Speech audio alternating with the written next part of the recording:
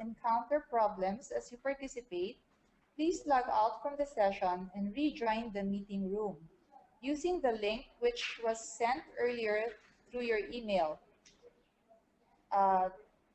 Or you can just type in joinwebinar.com and the ID should be 109-809-419. If you are not able to rejoin, you can still watch the live streaming at livestream.upm.edu.ph. And you may tweet your questions to #UPMWeb. So first, your microphone should be mute for the rest of the meeting to maintain order in the meeting room. Next slide. Secondly, use the chat box for your questions and comments. We encourage everyone to type their thoughts on this box located in the lower part of your screen. All questions on the topic should be addressed to the moderator, Albert Quintos, while comments on technical issues should be addressed to Lorena Alcid. Dr. Quintos will be consolidating the questions and moderating the session. Next slide. This session will run for 1 hour. After the 20 to 25 minutes lecture of Dr. Cohalte, a question and answer portion will follow.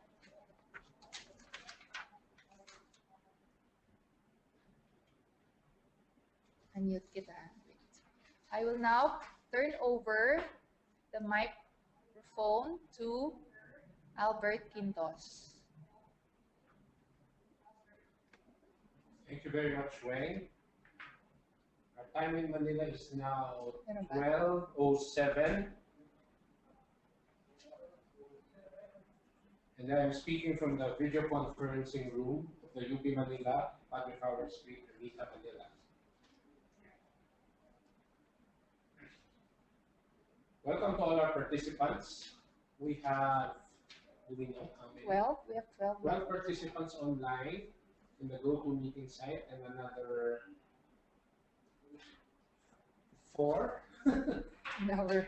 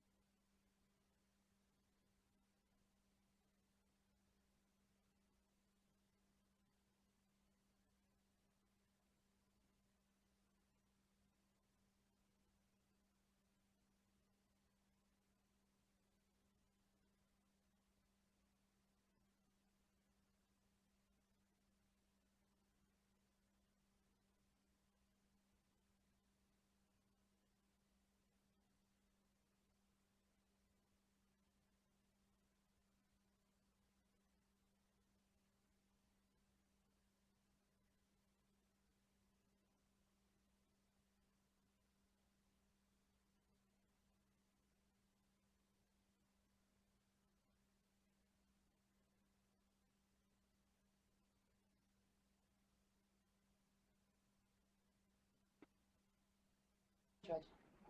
Wala dito? Dito ka na lang mag-set. Wala. Okay, we're having, hello, can you hear me? Okay, we're having some technical difficulties. Are you okay, Joji? Can you talk? Yeah, okay. Salita, diretso. Yes, yes. Okay. I can hear it now.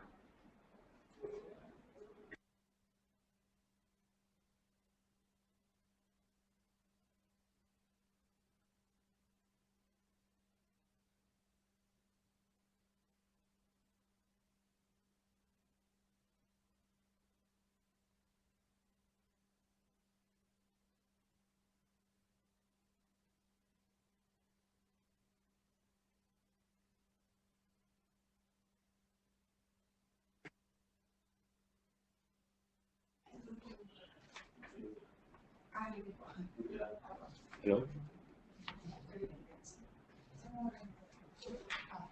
Meron na? Hello? Salita.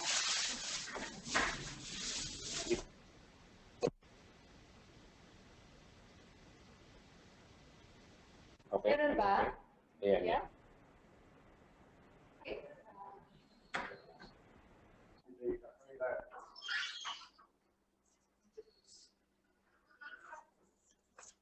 Okay, sorry for the technical glitches, but we will work them out. I'd like to go now to introducing our speaker for today. He's my classmate from UPCM class 1990, Dr. Jose Pujalte Jr., or Dr. Bricks. After graduating from the UP College of Medicine in 1990 and completing his orthopedic residency training in the Philippine Orthopedic Center in 1994, Dr. Pujalte did 3 fellowships abroad.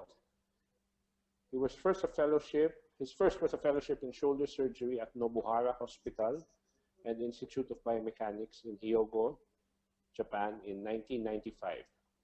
He then did a second fellowship in total joint replacement at the Hennepin County Medical Center in Minneapolis, Minnesota, USA from 1996 to 1997. And for the third one, he finished a third fellowship in spine and total joint replacement at the Nuffield Orthopedic Center, Oxford University in Headington, United Kingdom in 1998. Dr. Pujalte is a fellow of the Philippine Orthopedic Association, Philippine College of Surgeons, and the American College of Surgeons. He is a past president of the Philippine Orthopedic Association, last 2009, one of the youngest to hold the position at the time, and also the ASEAN Orthopedic Association in 2010, and the regent of the Philippine College of Surgeons, last 2012 to 2013. He is currently active in private practice and as a medical center chief 2 of the Philippine Orthopedic Center. He is currently the director also at the Philippine Orthopedic Center. I'm sure he will impart practical pearls on his specialty, which we can use in treating our own patients. So without further ado, please welcome Dr. Bricks Pujalte.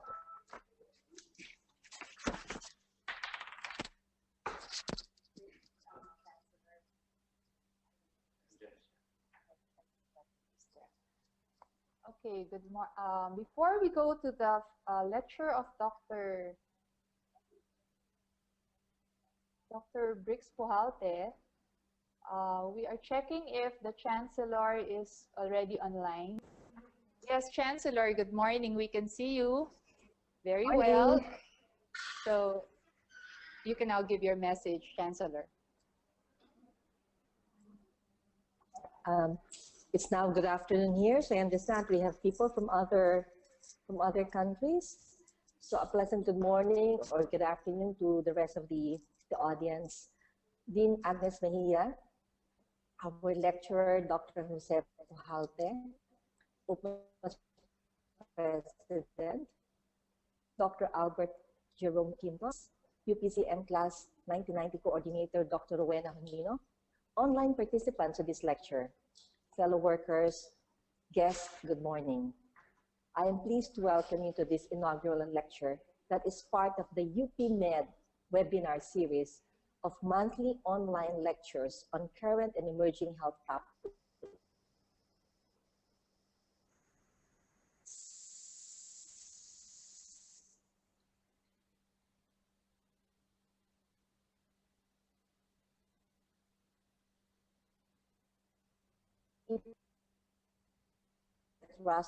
To harness benefits of and allow participants to learn from prominent UP medical alumni without leaving their home or workplace. At this particular moment, I'm actually attending the recognition ceremony of a distinguished dermatologist who has just retired. And this technology has not stopped me from greeting our online participants. I thus thank the UPMA's Class 1990, the National Telehealth Center, the Information and Services, the UPCM Medical Informatics Unit, and the UPCM Postgraduate Institute of Medicine for working together to bring us the webinar lecturer. Fortunate to have no less than the Philippine Orthopedic Center Director, Dr. Jose Pujalte, to talk common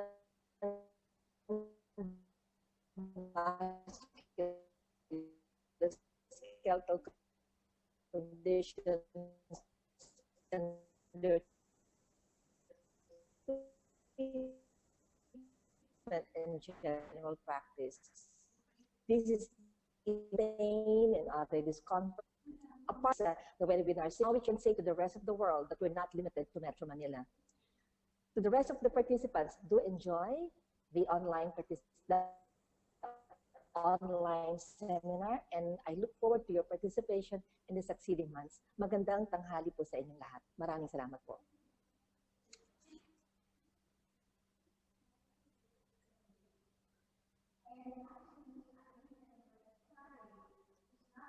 Okay.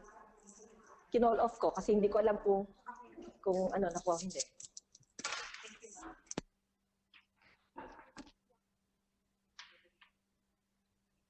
Yes, thank you, Chancellor Padilla. Yeah, okay. Thank you very much for that wonderful introduction and message to this innovative educational event. So now we will proceed to the lecture of Dr. Brix Pujalte. So here is Dr. Pujalte.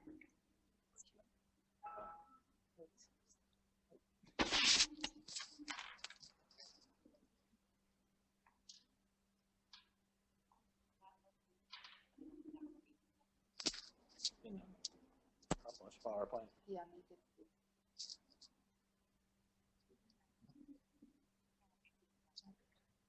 Yes,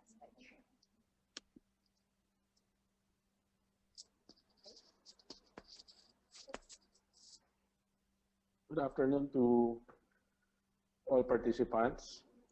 I'm Dr. Brix Pujalte.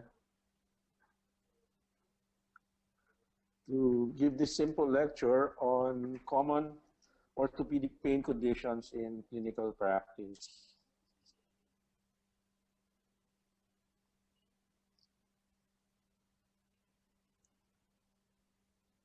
This lecture is sponsored by Mundi Pharma, MSD, and Johnson & Johnson.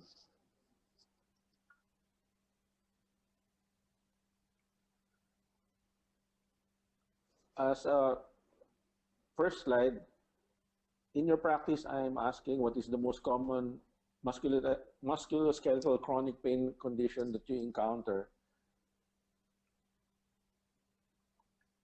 In our orthopedic practice, it's usually arthritic pain, specifically pain in degenerative arthritis, low back pain, and compression neuropathies, for example, the carpal tunnel syndrome and decurvain tenosynovitis, and adhesive capsulitis, popularly known as frozen shoulder. And we also want to define pain in general.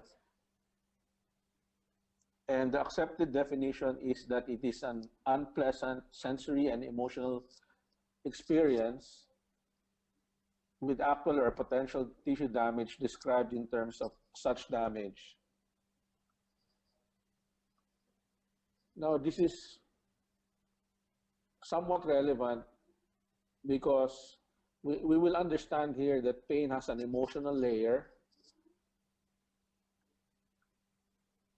and that is the reason why most patients we see in the clinic, particularly in the emergency room, are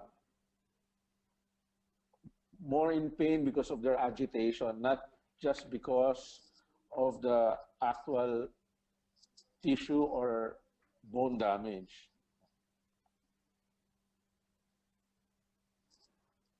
Now, to the common condition, we start with degenerative arthritis. In the Philippines, the prevalence rate of osteoarthritis is pegged at 16%. It is the most common form of arthritis, and it is the most common joint disease. In this slide, we see that the commonly involved sites are the hip, the knees, and the shoulders. Most of the people who have OA are older than the age of 45, and more women are affected than men.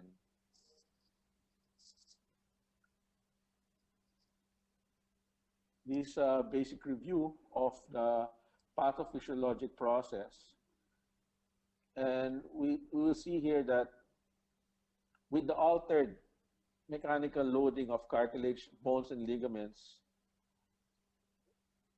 this makes the patient veer away from exercise, leading to chronic muscle weakness, impaired proprioception, and eventually joint laxity.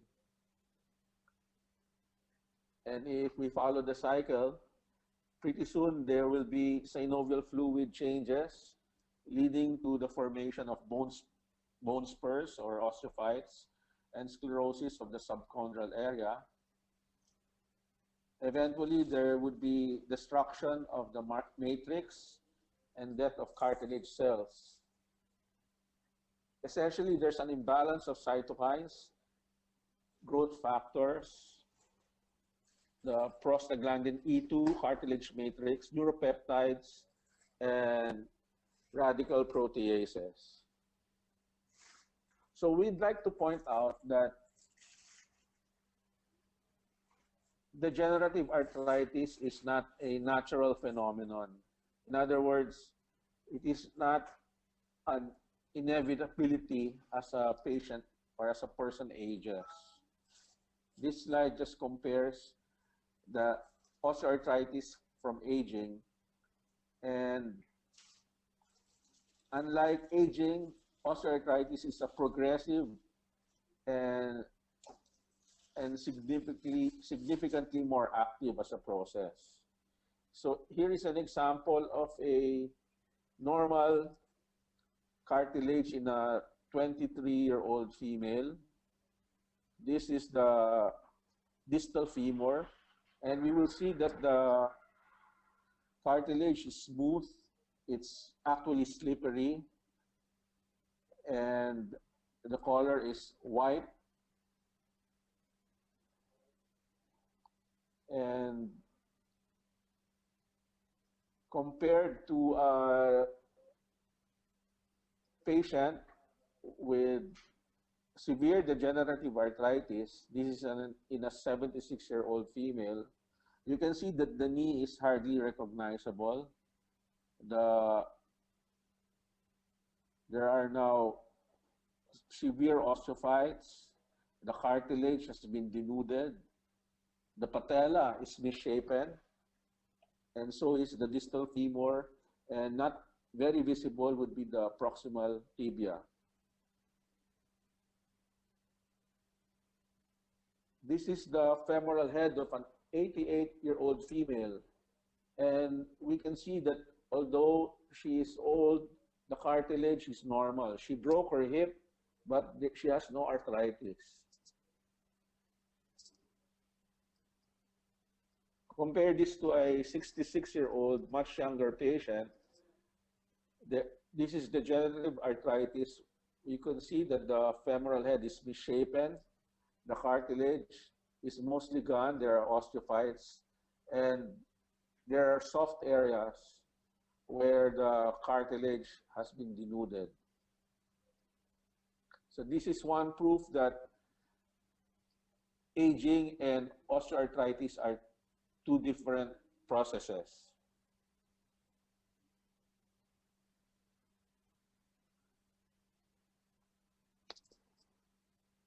In severe arthritis, the options available are, of course, joint replacement, pharmacologic treatment, rehab, the use of braces and other orthotic devices, and weight loss. It's been found that weight loss as little as 10 pounds will provide some relief from chronic pain in the knees of obese patients.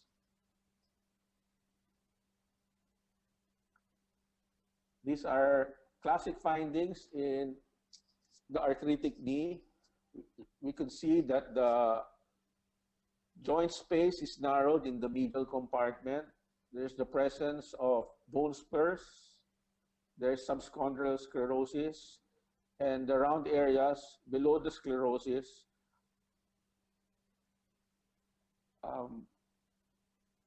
are subchondral cysts. What are the goals of treatment in arthritis? These would be three: to control pain, to minimize disability, and to improve the quality of life. Because as we know that there is no known cure for arthritis, only treatment.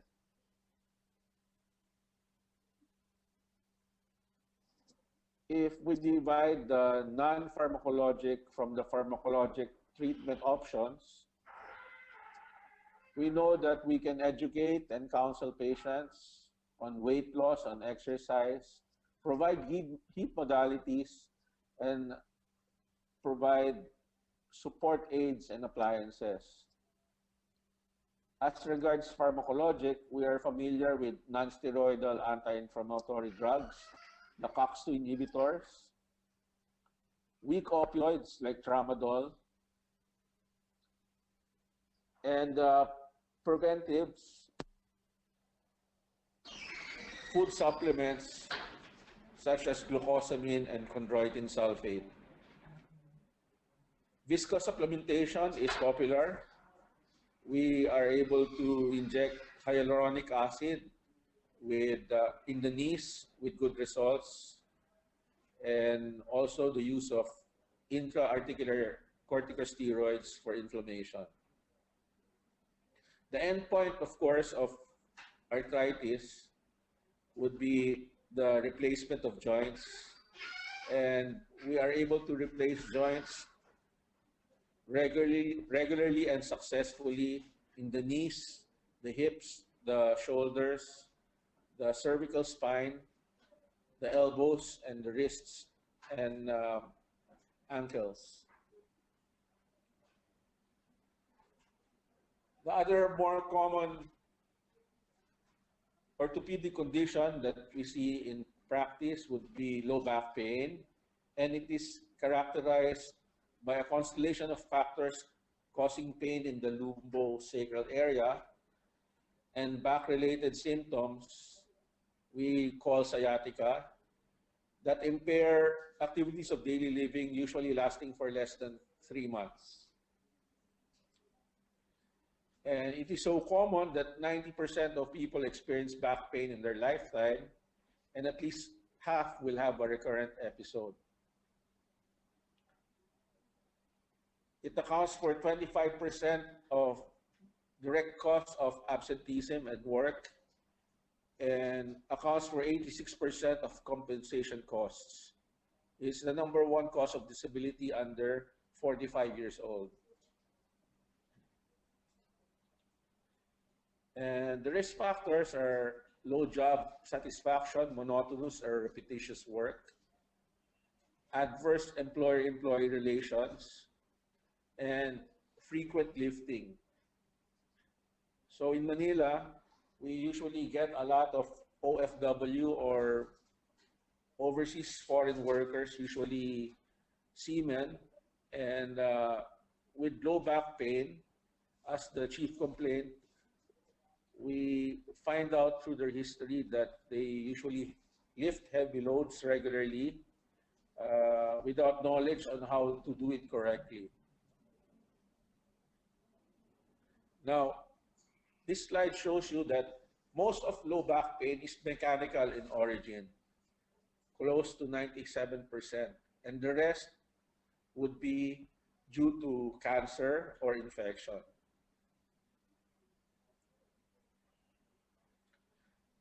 We realize that most patients with low back pain do not need further investigations because 70 to 90% of acute low back pain may resolve in 1 month or less.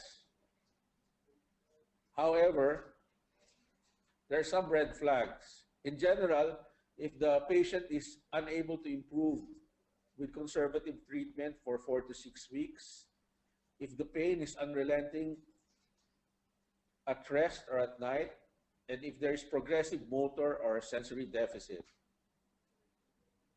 We think of cancer if the patient is more than 50, if there's a family history of cancer, or the patient has current cancer in other areas, and of course, unexplained weight loss.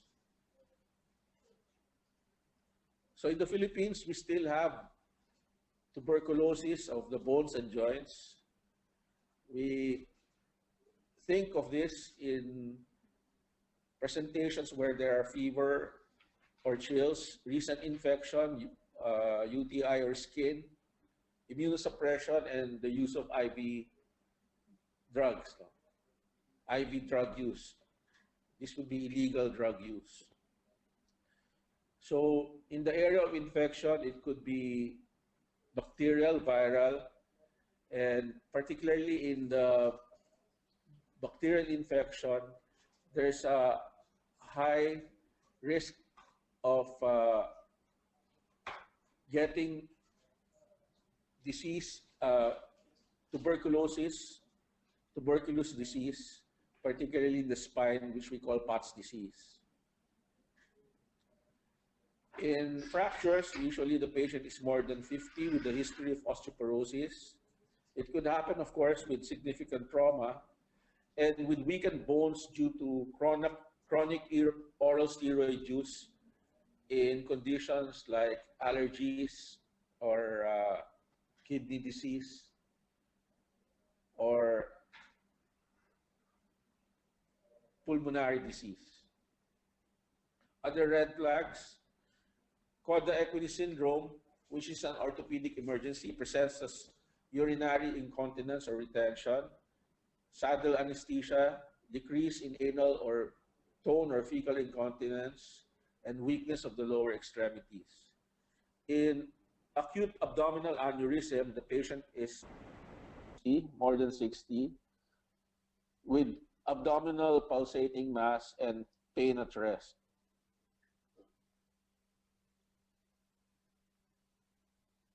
Our investigations begin with the simple X-ray, followed by CAT scan or MRI, and much later, bone scan if needed, and lab tests. In a plain lumbar X-ray, lumbosacral X-ray, we're able to identify trauma, compression fractures, dislocation, degenerative changes.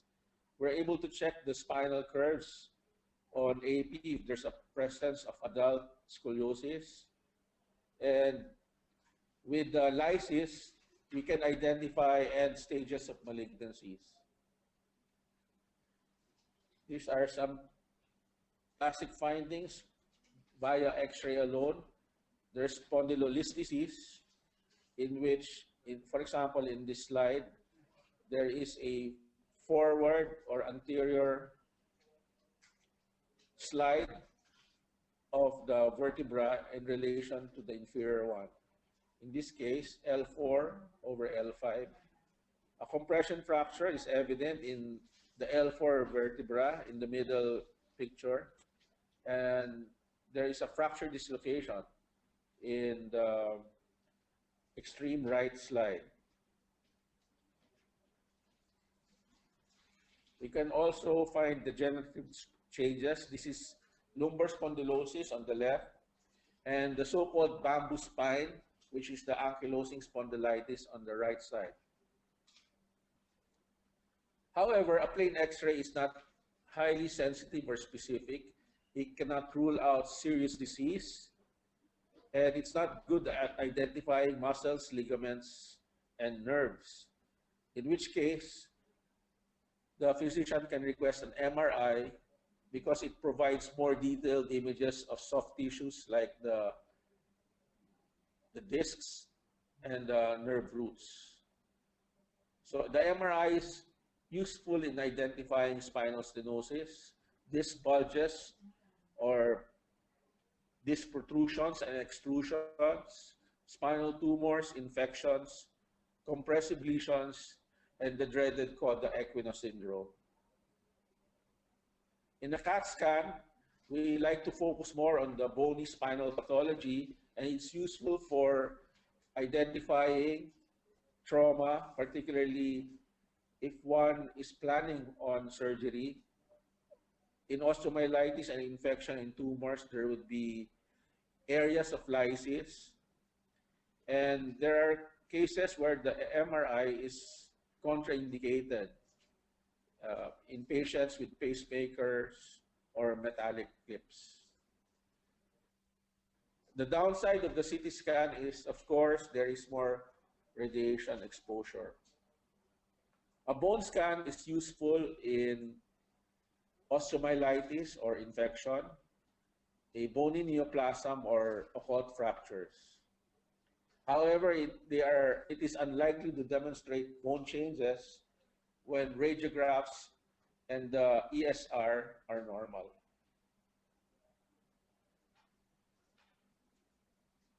The bone scan is more sensitive than X-rays in detecting metastases, Paget's disease, ankylosing spondylitis, trauma, and certain tumors like the benign osteodystroma.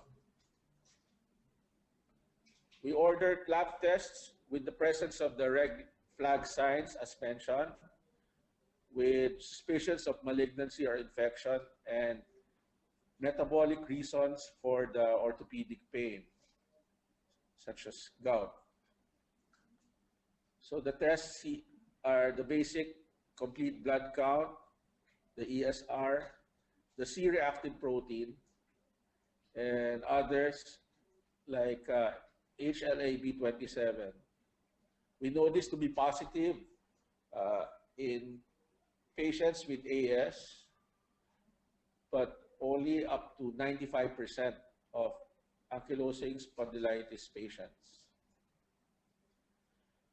We now go to the symptomatic treatment of orthopedic pain conditions, and the aims are to relieve pain, to improve the quality of life, and to treat the underlying cause. We mentioned that the non-pharmacologic treatments are activity modification, physical rehabilitation, and manipulation. In the use of drugs, we are familiar with the NSAIDs. Opiates can be used for severe pain, and tricyclic antidepressant drugs can be used to improve mood, for better sleep, and for pain control. So when do we refer to a specialist? When there is no significant improvement in 4 to 6 weeks of conservative treatment, and if we are proactive in avoiding misdiagnosis and inappropriate treatments. We can refer to an orthopedic surgeon or a spine specialist if there is a suspicion of the Coda equina syndrome, if there's intractable pain, if serious spinal pathology is suspected, and if there is progressive motor loss, sensory loss, and absence or increased reflexes. So these are the more common spinal surgery interventions, such as posterior decompression with instrumentation and interbody fusion. You can see in the center and right slides the use of pedicular screws and cages in between the vertebral bodies.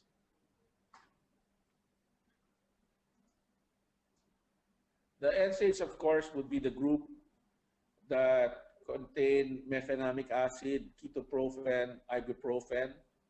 In the market, there are just two COX-2 inhibitors that are available, celecoxib and etoricoxib.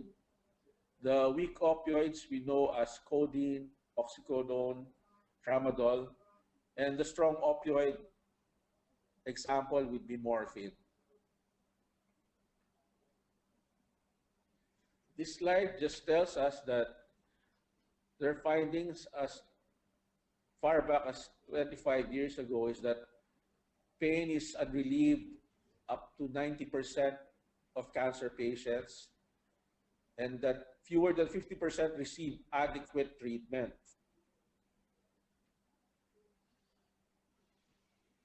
The observation is that all types of pain are inadequately treated, be it acute or chronic, related to malignant or non-malignant etiologies.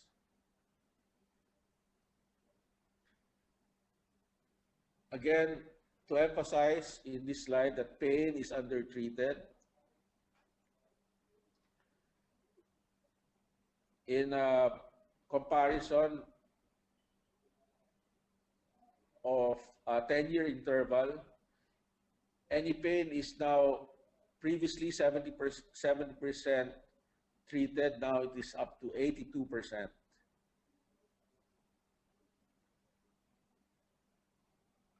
These are the barriers to pain management, administrative and regulatory barriers, healthcare provider attitudes and misconceptions, patient factors like avoiding pain meds because of GI symptoms, and cultural barriers, for example, the idea of mortification or trying to use pain for spiritual gain or purpose. What is the impact of the use of NSAIDs? With a prescription of about 70 million per year, there are still 13 million chronic users, with the most common side effect being dyspepsia in 20% and gastric ulcers in 10%. So up to 100,000 can have upper GI bleed with a mortality of 5 to 10%. In this Philippine study, in recent years, the most widely used form of analgesics would be the coxibs because of their proven efficacy and safety. And it appears to be the top prescribed medication by recall among Filipino surgeons.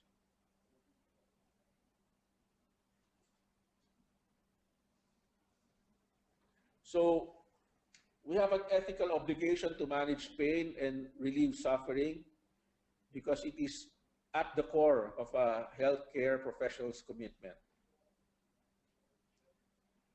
We thank our sponsors again, MSD, Mundi Pharma, and Johnson & Johnson Philippines. Thank you to all.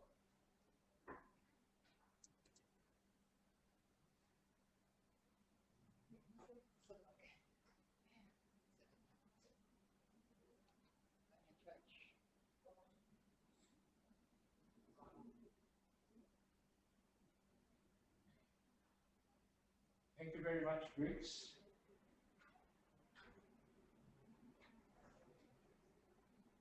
We now move to our question and answer portion for this webinar.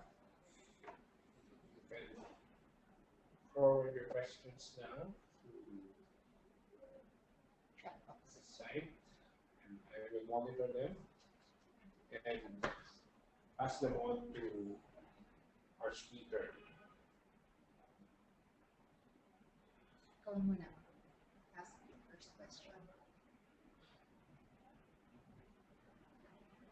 So to start things off, I'd like to ask Briggs, in terms of viscosupplementation for arthritis,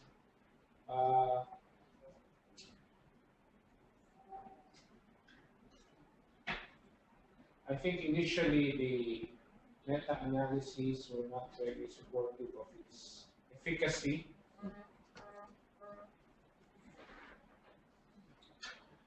But from reviews of previous later studies, I think the trend is the longer you use it, it tends to be more effective compared to the previous studies wherein the length of time of its use was not yet quite documented and not so effective. This is something that you would more or less agree to, because I think it is an option that our patients look for even now.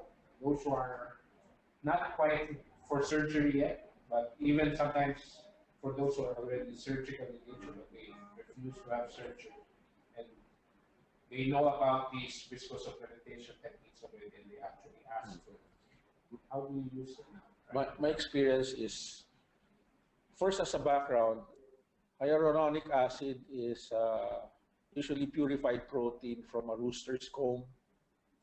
And the efficacy of intraarticular injection of hyaluronic acid depends also on the severity of the arthritis. So it works best in early to moderate arthritis and worse in end stage or severe degenerative arthritis. In fact, I discourage patients who are already ripe for joint replacement to just save their money for surgery rather than viscosupplementation. Also, it helps to inject the hyaluronic acid together with a short-acting or a medium-acting local anesthetic like bupivacaine or lidocaine. Okay, thank you. I'd just like to mention at this point that as of 12:46, we have 30 participants, and the breakdown will be as follows. One from Canada, I hope this is north of where our classmate. Two from Hong Kong. I think these are, there is a conference going on right now there. I think some of our Filipino colleagues are joining. One from Japan, we know this is our classmate, Justin Pintan. 23 here from the Philippines, and 3 from the US.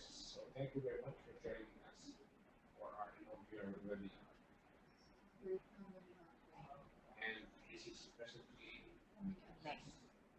count is about 30. So we're waiting for any questions. 24 online plus 30. 24 online plus 30 live stream. 30 in the live stream. So that's a pretty good number for our inaugural webinar. So if you have any questions for Briggs at this point.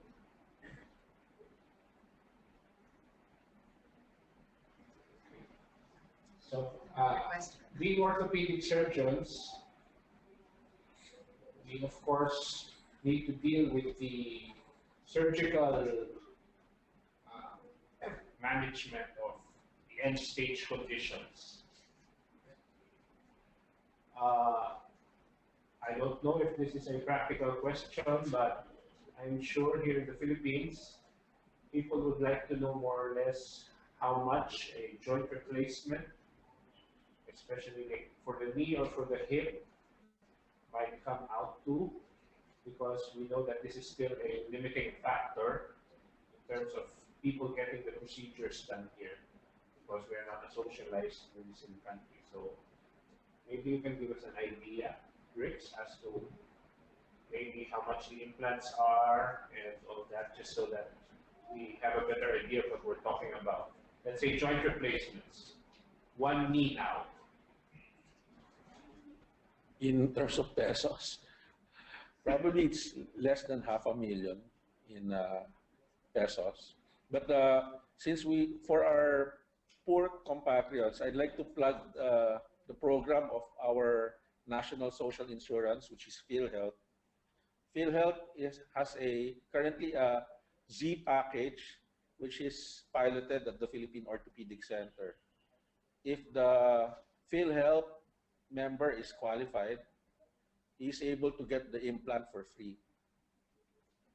The implant would range from 100 to 200,000 depending on the brand and on the type of metal alloy that is used.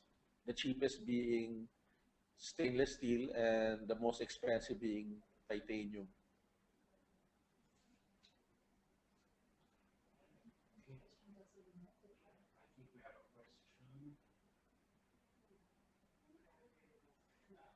Another thing Bricks usually that I think the Filipino population is quite worried about is also surgery for spinal problems that you have mentioned also. Some would rather suffer the condition rather than undergo surgery. Maybe we can just enumerate certain red flags in the physical exam or what the patient might be feeling so that they can be better guided as to when they might really need surgery for some of these spinal conditions that they mentioned. So in the natural history for a slip disc or disc protrusion, this starts as low back pain associated with radiculopathy or electric shooting pain to one side of the lower extremity or both sides, depending on how the disc protrudes, either centrally to the left or to the right. So this by itself is a warning sign that there is probably a disc problem, in which case further investigation is needed. And I believe a patient needs to see a doctor immediately if there is worsening sensory and motor changes. For example, if the extreme case that everyone should know about would be the cauda equina syndrome, in which there is sudden loss of urinary and urinary or anal tone, in which the result would be incontinence or retention of both urine and feces. So that's an emergency. Well, whether the patient would like it or not, the doctor would like to operate because some of the changes in cauda equina syndrome may be irreversible.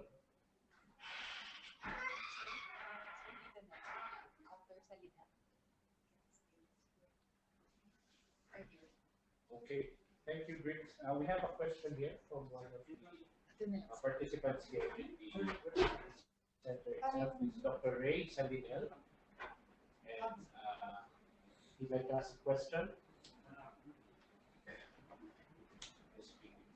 Well, a while ago about surgery, about millions of pesos. Families, most of the topic we have mentioned, osteoarthritis and low back pain are the most common pains that we encounter in our practice. But conservatively, as much as possible, we try to shy away from giving NSAIDs and pain medicines because of the fear of gastritis and ulcer and bleeding and NSAID nephropathy. Okay, so how brings the impact of lifestyle modifications in the management of osteoarthritis and low back pain? One of the risk factors in arthritis is weight gain, particularly obesity. And there are studies to show that as little as 10 pounds, losing 10 pounds in obese patients would relieve chronic knee pain. So I agree that lifestyle modification would help a lot in preventing or delaying surgery. Um, Diet-wise, there are sectors that believe that arthritis is inflammatory in nature, and it's triggered by certain foods. However, what is clear is that if the cause of the arthritis is metabolic, particularly in the overload of uric acid crystals in the joints leading to gout, the obvious lifestyle modification there would be to provide a low purine diet. So if the uric acid is controlled, then acute gout attacks would be lessened. And the problem with uncontrolled gout is that it eventually leads to gouty arthritis, also destroying joints, also necessitating surgery as a last option. Physiology and the osteoarthritis. And you mentioned that this OA is more active and active process, and it's progressive. Progressive. That's what you showed. Does it mean that, because I believe that osteoarthritis or degenerative is wear and tear. So the more, like among the athletes, where they usually use their knees, their ankles, and their, would you say that being more active will make this person prone to have this osteoarthritis? Yeah, our studies show that you have to be predisposed to arthritis. So there's a genetic factor involved in arthritis, and I always tell my patients that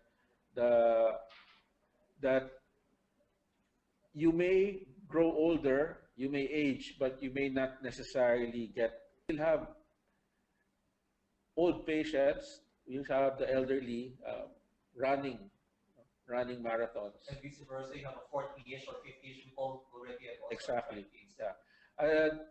When we talk of athletes having arthritis in the future, this is another aspect of arthritis, another subset called post-traumatic arthritis. So you can get arthritis because you actually damage your joints early on. But not the overuse.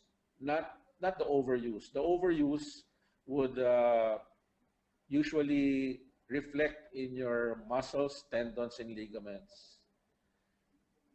If you are not predisposed to arthritis genetically, there may be no wear and tear. Thank you very much, Dr. Juan. Thank you very Thank much, you, Ray. Dr. Dan. I think we have some questions that are not coming out on our panels, but have been forwarded to us. One of them is from a classmate we met in Shanghai, in the US. She has actually two questions.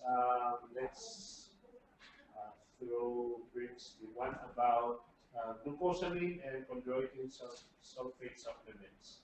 What do you think about them, Briggs? How do you use them in your practice?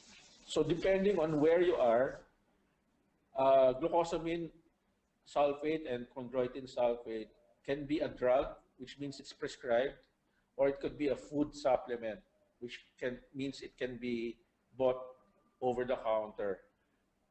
Now, it's been proven that glucosamine and chondroitin sulfate do not reverse arthritis, and their primary purpose is to delay the progression of arthritis.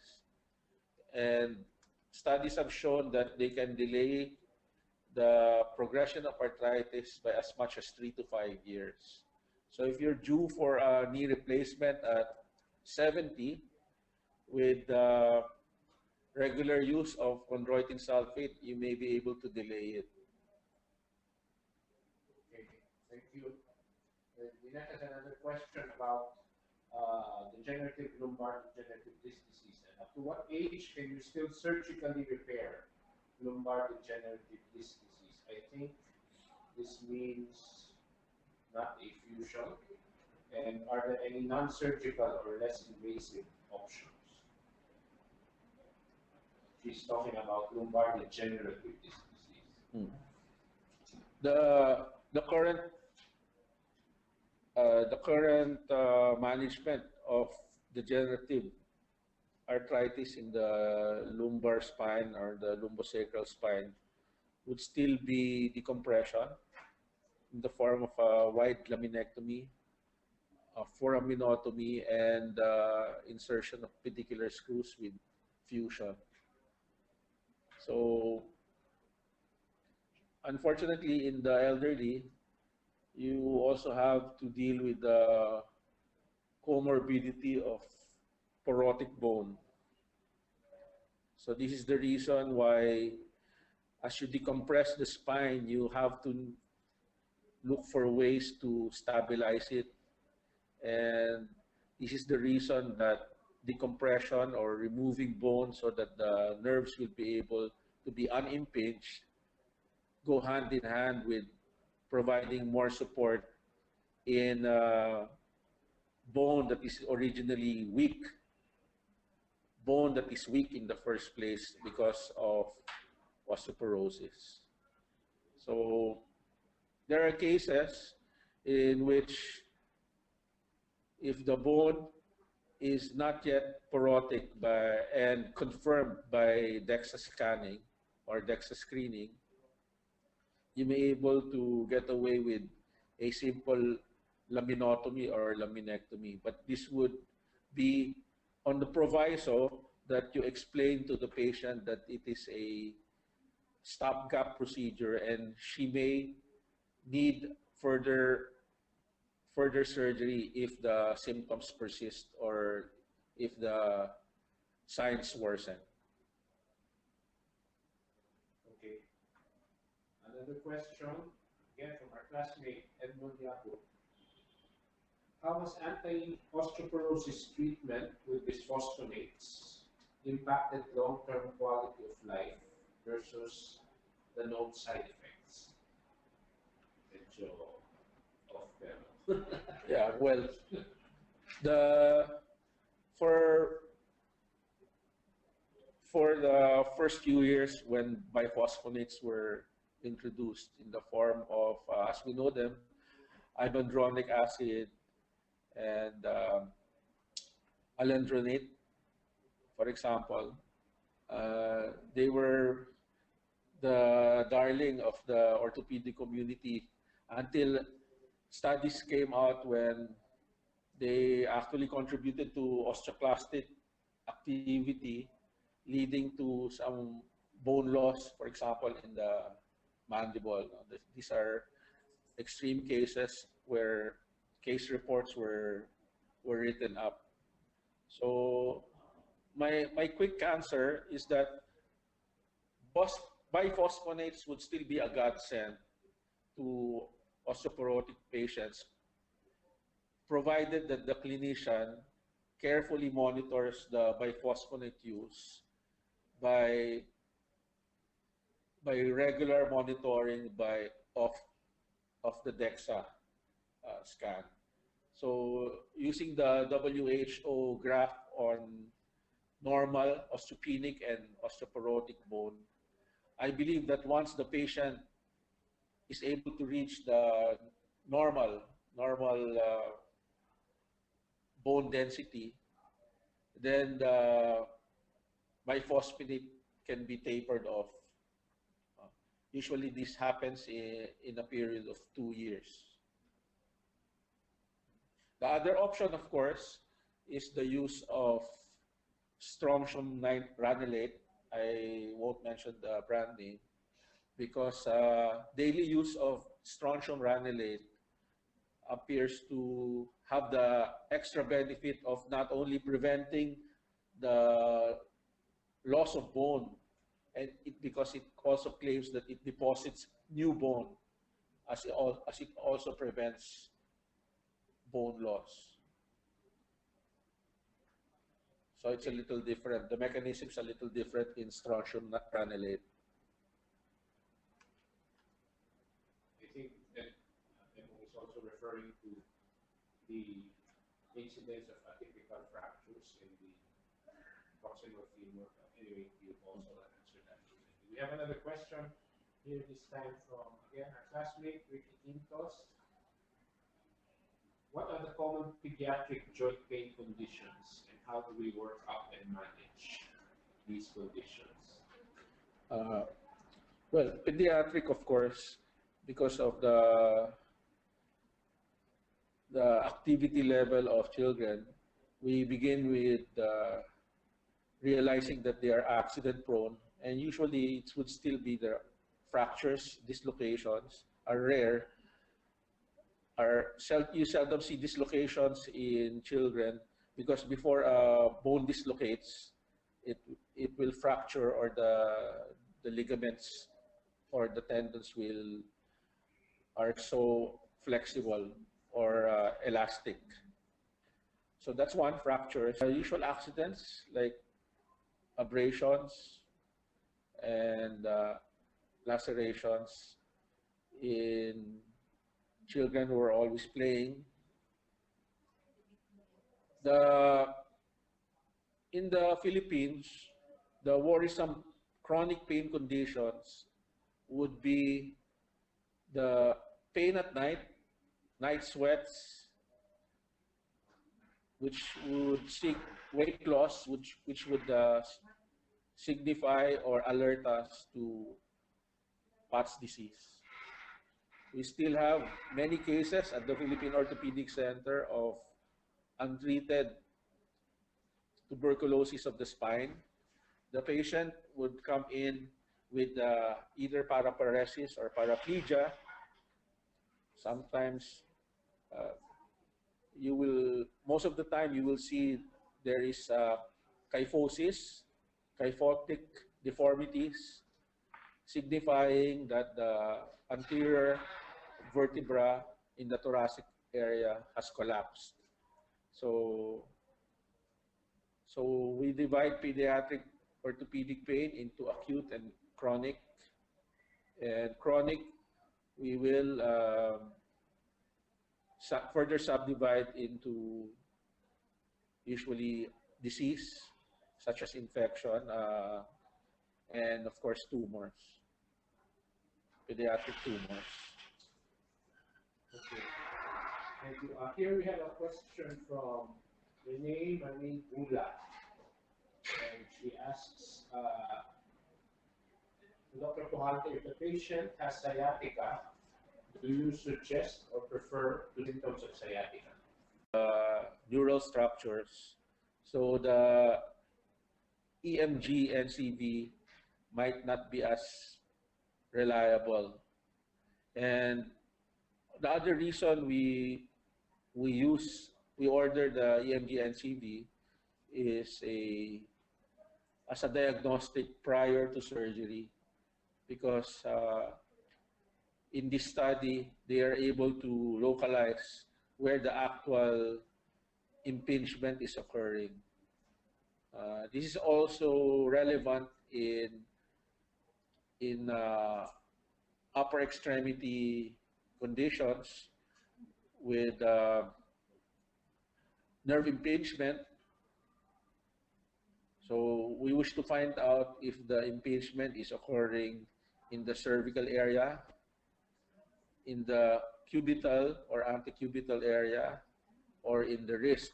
Sometimes you are treating a carpal tunnel syndrome patient, you misdiagnose the patient as having a peripheral nerve problem, when in fact the injury is way up high in the cervical nerve roots.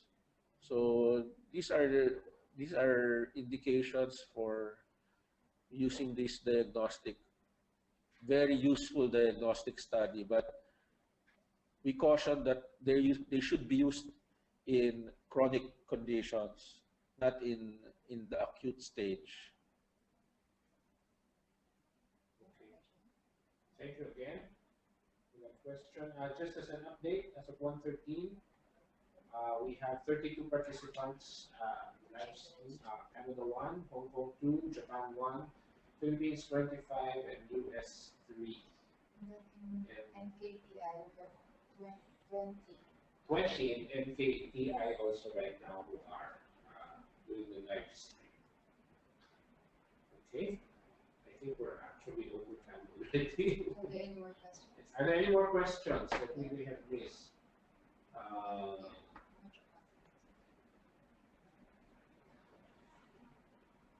Just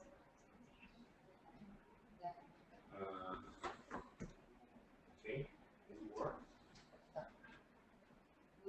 Here, one more.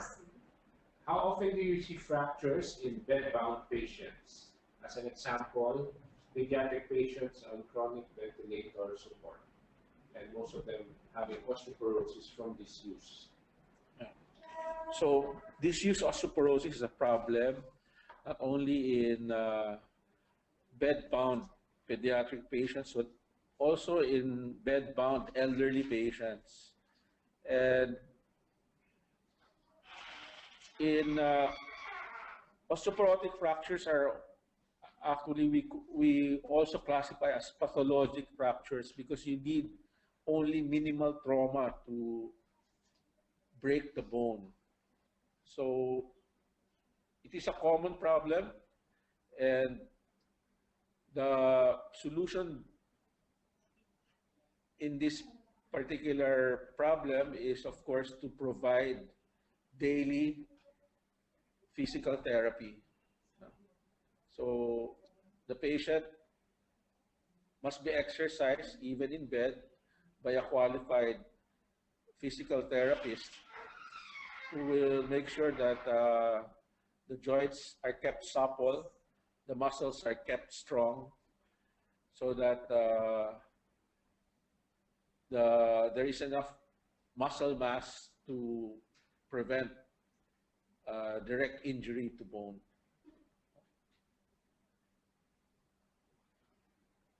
Okay. It's already 1:20 by my watch, so we are actually over time. But we thank you very much for your participation today. Tweet And their as a, questions. Tweet their questions. you can still tweet your questions Send it to now, and us. we can still send it to our speaker. You will So as a summary of the session, Dr. Briggs discussed the different common musculoskeletal pathologic conditions that even the general practitioners in the medical profession can diagnose and can treat on their own, and then when we need to do specialist referrals for the other conditions that might need more than just pharmacology treatment at this point. So if you still have any questions, they can be tweeted. Hashtag UPM Web. UPMWeb, Dr. Briggs will answer them. and that's it. And Dr. Briggs will answer it.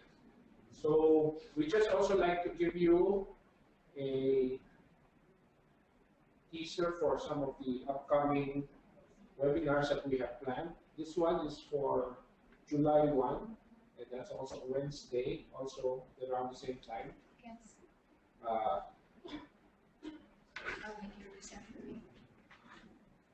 And this will be given by our classmate, Dr. Leah Antonicelli, and the topic will be measuring quality healthcare. Okay, so keep that. Is it there? Slide up. Here. Okay, Yeah. see that? Again, registration is free and through the same site. Next slide. Next slide, George. Then There. this one is for August 5, also around the same time. So for these next two ones, it's the first Wednesday of the month, and this one on August will be updates in the management of diabetes mellitus. So please note the dates, and please watch out for announcements in your emails or follow-up messages, also in terms of feedback and for your CME units. And once we receive your responses, we will also send you more resources on this session. So thank you very much for joining us. Check your emails. Check your emails, and we'd just like to also again thank our sponsors. Sorry. Okay. I'm the presenter. Okay. Yeah. Yes. Mundi Pharma, MSD, and Johnson & Johnson for their assistance with us for our first webinar. And we hope to see you all in our next webinar. Again, note the dates. Measuring Quality of Healthcare on July 1 with Dr. Leo Anthony Seti, our classmate presently in Harvard.